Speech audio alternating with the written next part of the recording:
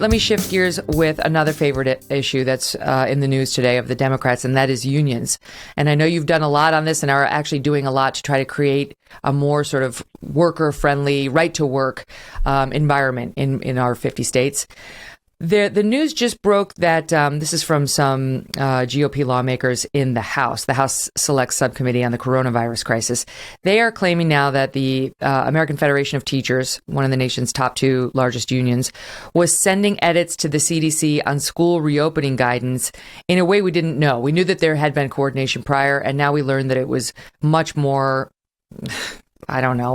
incestuous than I would like, sending that their AFT's senior director of health was emailing the CDC director wanting the following line included in the reopening guidance for schools, quote, in the event high community transmission results from a new variant, a new update of these guidelines may be necessary. In other words, paving the way for more school closures.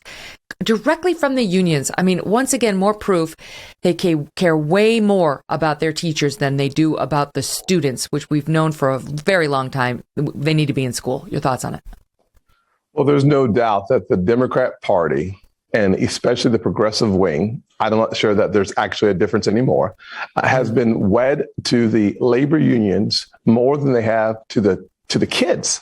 So big labor is more important than little kids. And that manifests in multiple ways. The mandates that you're talking about and the writing of policies from the CDC because of this intimate connection with big labor union is a massive problem for the little kids and their parents. One of the reasons why we are the party of parents is we want to make sure that parents are much more in charge of the education pathways of their kids. What stands in the way of that? Big labor unions in education. Example, in Chicago, while we're seeing kids not having to wear a mask around the country, in Chicago, the teachers union is literally signing contracts that requires what they want, not what OSHA and the courts have said. So we see that all over the nation, but that is a spotlight on the power of the labor unions in education. And it's something that has to be broken. It's one of the reasons why, Megyn, for the first time, at least in my lifetime, African-American support of school choice is over 70%.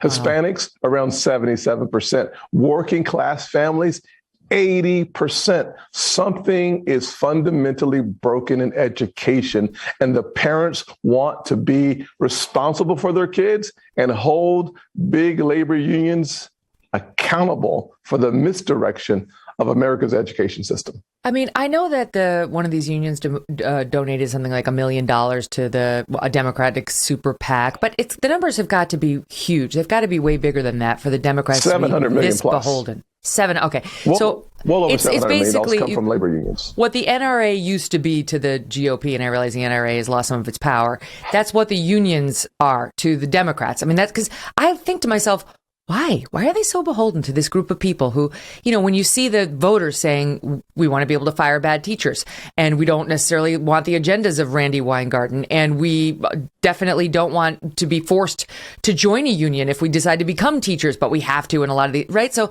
when you see that pushback, you think, why? Why are the Democrats so beholden to them? And it's just sheer cash.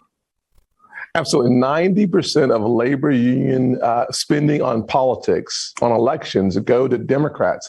Now, interestingly enough, Megyn, about 40 to 45% of the members of unions vote for Republicans. So they literally have no control over how their dues are being spent. It's one of the reasons why in my Employees' Rights Act, the legislation that I've sponsored, we're trying to make sure that we empower the union members to decide whether or not you can use their dues for elections, whether you have to maintain the union if after a few years you haven't had a vote. We want to make sure that the workers of the future are in charge of the workplace.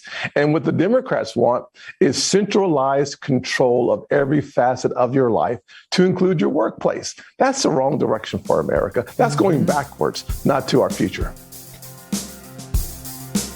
Hey, thanks so much for watching. If you like what you just saw, hit the subscribe button for more clips and full episodes.